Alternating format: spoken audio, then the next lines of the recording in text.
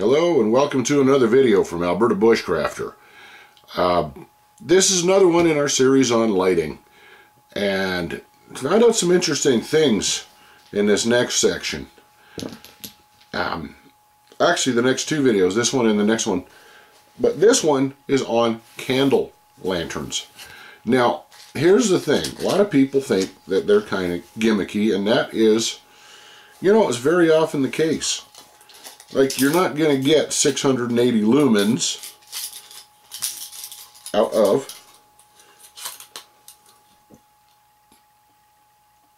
one of these. And you're certainly not going to get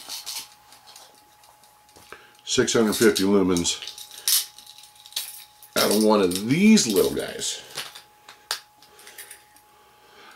So what I've got here, they're made by a lot of companies now, but these are pretty well the originals.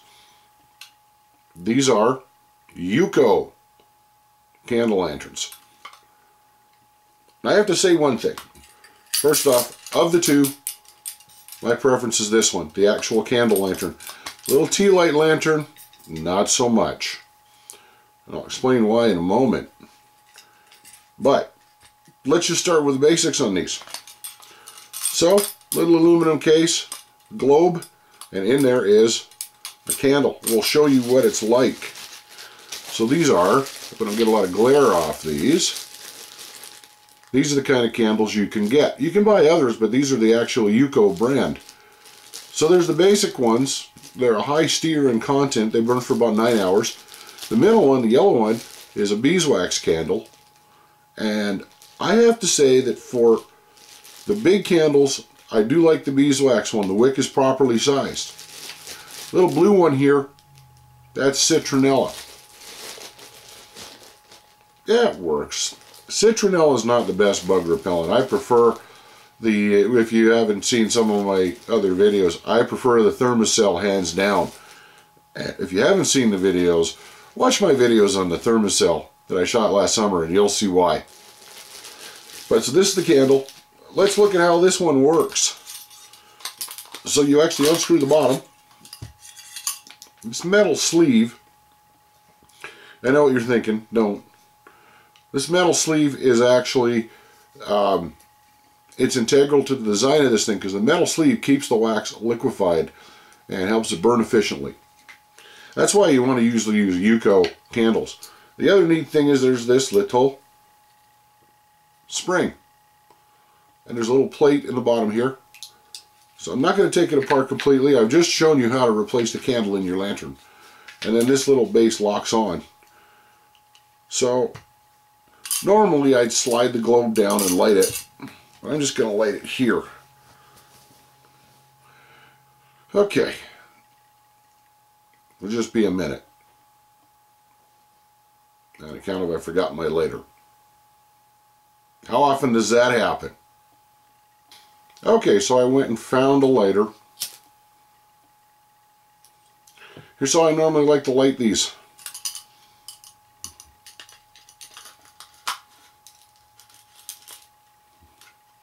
So you light it, you put it in there, and you can hang this. Now there are advantages to a candle lantern. One of them is, and you know, the guidelines actually do say, the directions say don't leave one of these unattended in a tent. But a number of books on winter camping say that a candle lantern can raise the inside of your tent 5 to 10 degrees Fahrenheit. The other thing is they're kind of cute. You can't necessarily read by them. And we'll show you some of the things there. There are a couple of add-ons. One is the different types of candles. The other is this little neoprene cocoon. I'd say if you buy a candle lantern, not many people do anymore, this is essential. This will keep it from getting banged around. The second thing is nice, there's this little reflector. So that, it helps a bit. You'll probably want to get some toothpaste or metal polish and polish this, polish the living heck out of this inner side. I have not done so. The third thing, which I'm not going to demonstrate too much, is there is a sort of a lantern shade.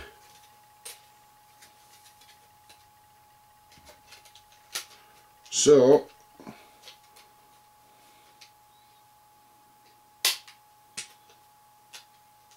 you have to be very, very careful with this shade. And a major disadvantage of this thing, well, let's talk about the advantages. One, it serves as a coffee filter holder.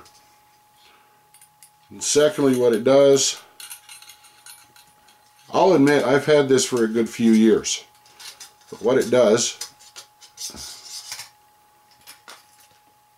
is it'll direct the light downward.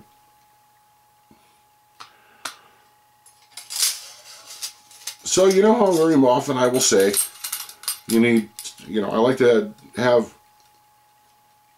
gear that does more than one duty. Well, this one actually does 3 duties. You're seeing 2 of them. One is a coffee filter holder, and the other is a lampshade. It does somewhat intensify the very little light that comes out of this candle. The third thing is, this thing is a very effective slicer. I mean it. I have cut the dickens out of my fingers once or twice with this, and oh man, deeper than a paper cut, much more painful. Yeah. So that's one of the disadvantages of that piece of gear. The other thing is, we'll see how light these are. I'm going to get at something else in a minute. This is the second one. This is the tea light holder. Now this is really not much for light. The good thing is that is a substantial tea light it comes with.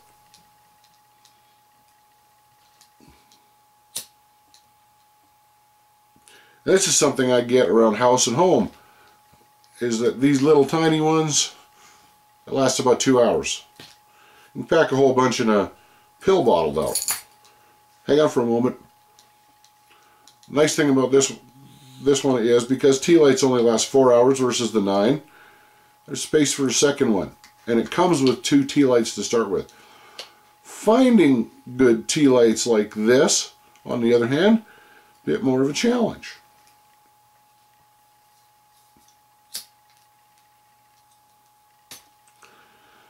So let's have a look.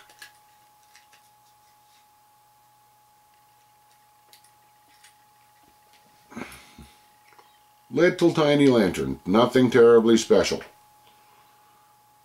But, if you want to go completely environmental, this is the way you'll go.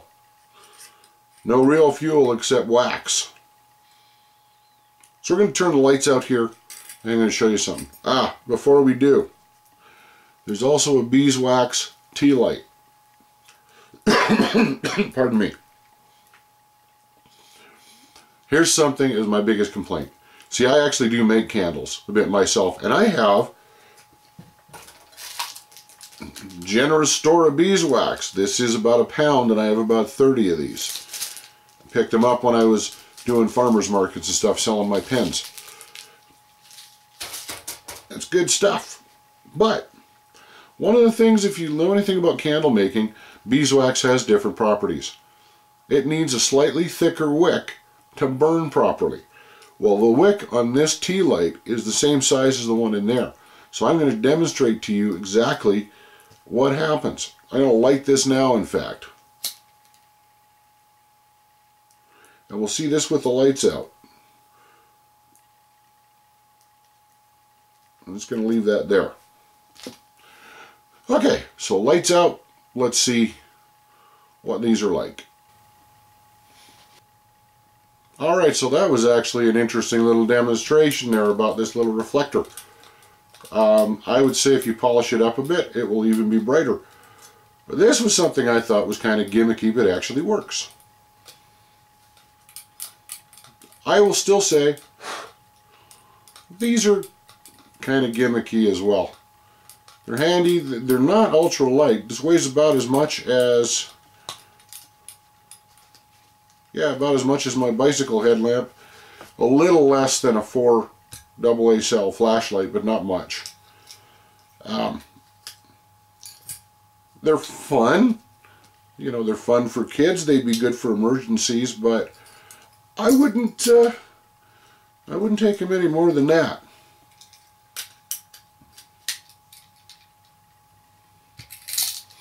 Okay, so this has been another Alberta Bushcrafter video. My name's Dean. I want to thank everyone for watching. Take care, and good day.